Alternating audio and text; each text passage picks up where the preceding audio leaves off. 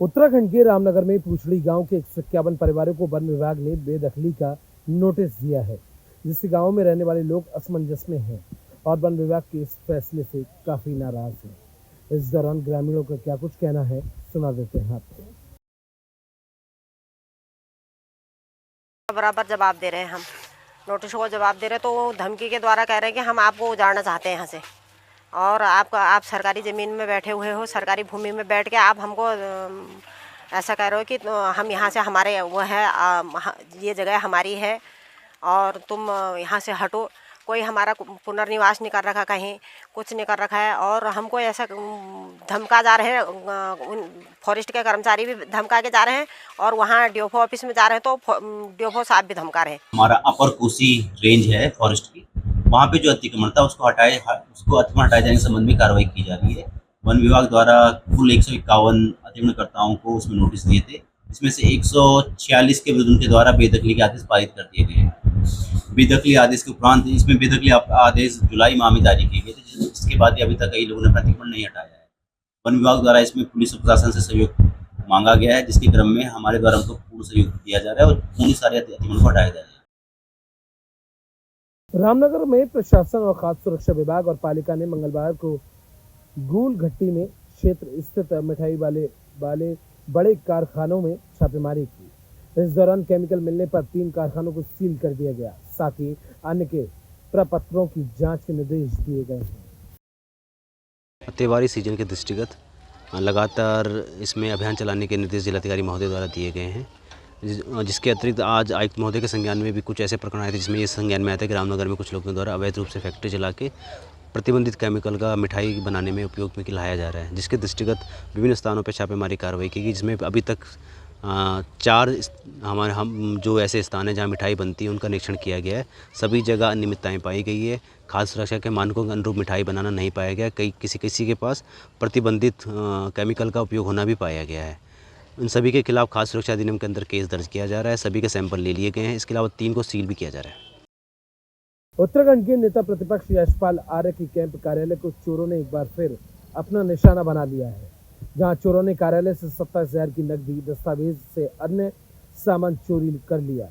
नेता प्रतिपक्ष यशपाल आर्य के कैंप कार्यालय में हुई चोरी की घटना से आक्रोशित कांग्रेस कार्यकर्ताओं ने बाजपुर कोतवाली में तहरीर दी और 3 दिन में चोरी का खुलासा नहीं होने पर थाने में धरना प्रदर्शन करने की चेतावनी भी दी। हमारे शहर बाजपुर के अंदर इतनी पॉश कॉलोनी के अंदर चोरी हुई है, ये पुलिस की कहीं ना कहीं नाकामयाबी भी है और तीसरी बार चोरी हुई है। हमने 3 बार पहले, 2 बार पहले भी तहरीर दे चुके हैं हम लोग, और वहां से 27,000 रुपए कैश और कोई उन्होंने सामान नहीं छोड़ा, वहाँ कोई टूटी नहीं छोड़ी, और उसके अंदर मंत्री जी के कुछ खास कागजात भी हैं बैग के अंदर, जो बैग ले गए हैं। हम 3 दिन का समय पुलिस को देते हैं, नहीं तो हम यहीं धरना प्रदर्शन करेंगे पुलिस के साथ में। और कल की बात बता रहा हूँ मैं, मेरा भतीजा घर पे सोया हुआ था, रात के 8 बजे हुए थे, घर पे ही था, अभी सोया क्या लेटा हुआ ही था, और पुलिस आई गुलरबोज की, यहाँ का पुलिस वाला साथ में था, उसे उठा के साहब यहाँ ले आए। उसने कहा मेरी कोई वो वारंट आपके फर्जी आ गए, मेरे जमानत करा रखी है मैंने हाई कोर्ट से, और जब तक उन्होंने हाई कोर्ट के कागज लाए जब तक वो माने ही नहीं जी, यहाँ ले आए।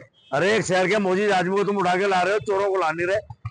मोजी आदमी को तुम उठा के ला रहे हो, तुम्हारा यही काम है सारा दिन, चोरों को तुमने उठाना नहीं, मोजी आदमी को पकड़ लिया कि उसे उठा के लाओ, उसे उठा के लाया, जब उसकी जमानत के कागज दिखाए तब उन्होंने छोड़ा इन्होंने। यूपी के आगरा में नकली नशीली दवा फैक्ट्री का भंडाफोड़ किया गया है। आपको बता दें, एएनटीएफ थाना सिकंदरा पुलिस द्वारा ड्रग विभाग की ज्वाइंट कार्रवाई की गई। करीब 8 करोड़ की मशीनरी और नकली दवाएं जब्त की गई।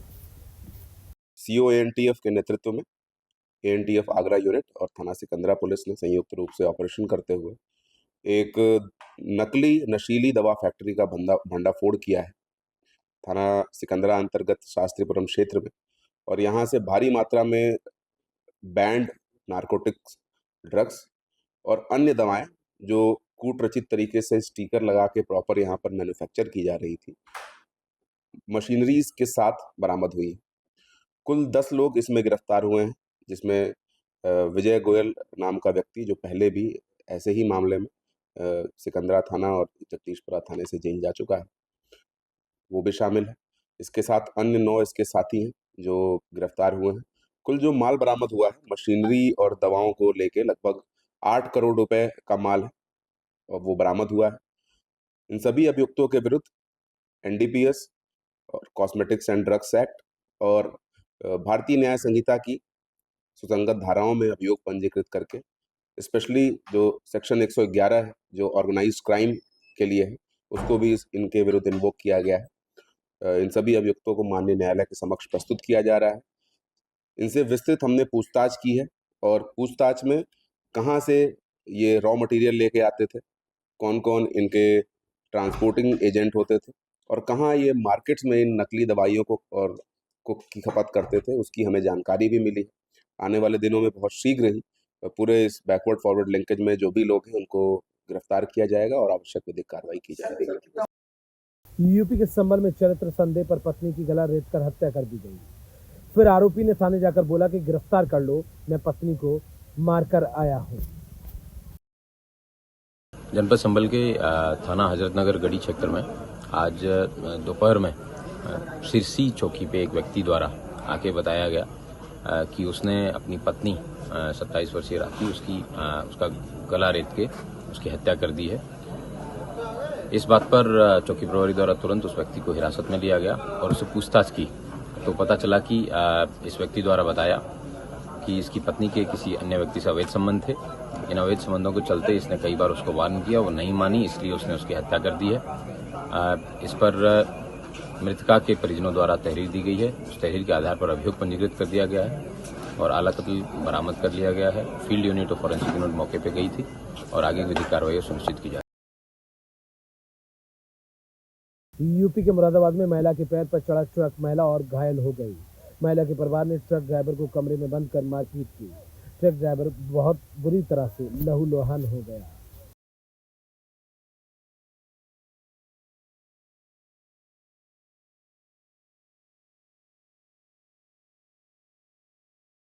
एक्सीडेंट का केस था, जैसा कि बताया है, पुलिस भी आई थी साथ में।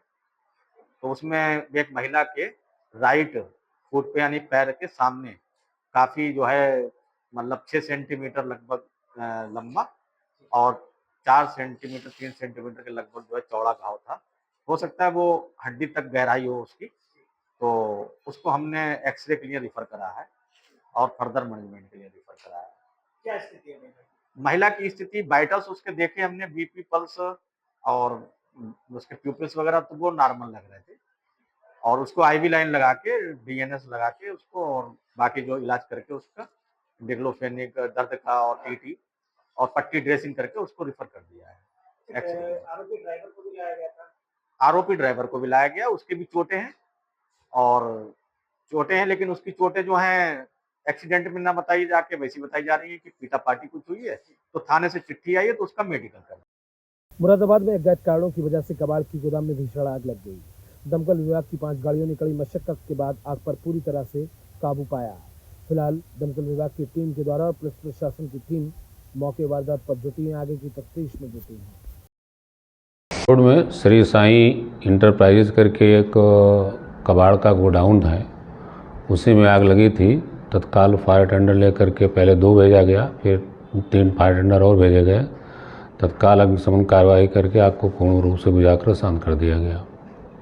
कुछ पता चला कैसे लगी आग के लगने की और कितना नुकसान हुआ इसकी जानकारी की जा रही है और जांच जारी है। यूपी के आगरा में पुलिस ने बड़ी कार्रवाई की है। गैंगस्टर इमरान की 2 करोड़ 80 लाख रुपए की संपत्ति की जब्त किया गया है। शाहगंज और मंटोला इलाके में जब्तीकरण की कार्रवाई की गई। जुआ और सट्टे के कई मामले दर्ज हैं गैंगस्टर इमरान और उसके भाई भोला पर।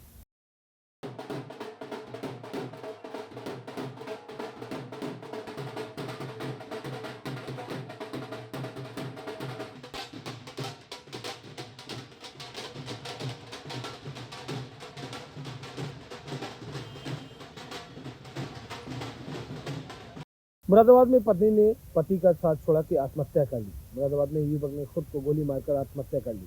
यह पूरी घटना थाना मजूला बैंक कॉलोनी की बताई जा रही है। पत्नी के छोड़ जाने के बाद से ही उसने अपनी नौकरी छोड़ दी और काफी परेशान रहने लगा था। अब उन्होंने खुद के गोली मार ली। कारण क्या था? कारण क्या, दबाव में चल रहा था वो। उसकी ज़मीन बिक गई थी, विश्वास में लेकर ना उसके पैसे दिए, उसके चेक दिए हुए थे वो भी उसने लगाने दिए, उसे दबाव में रखा, जेल कटवाते रहे। Mentally disturb. कौन लोग? जिन्होंने उसकी ज़मीन लिखवाई, देशराज सिंह और कुलवंत।